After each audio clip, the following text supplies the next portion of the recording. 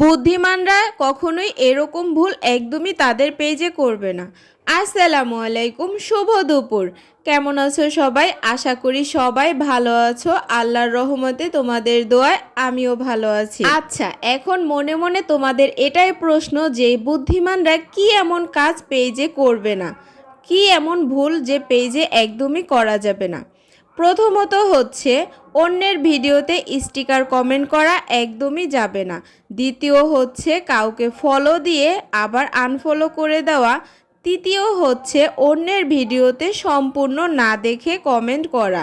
নিজের পেজটিকে সুরক্ষিত রাখার জন্য এই ভুলটা একেবারেই করবেন না।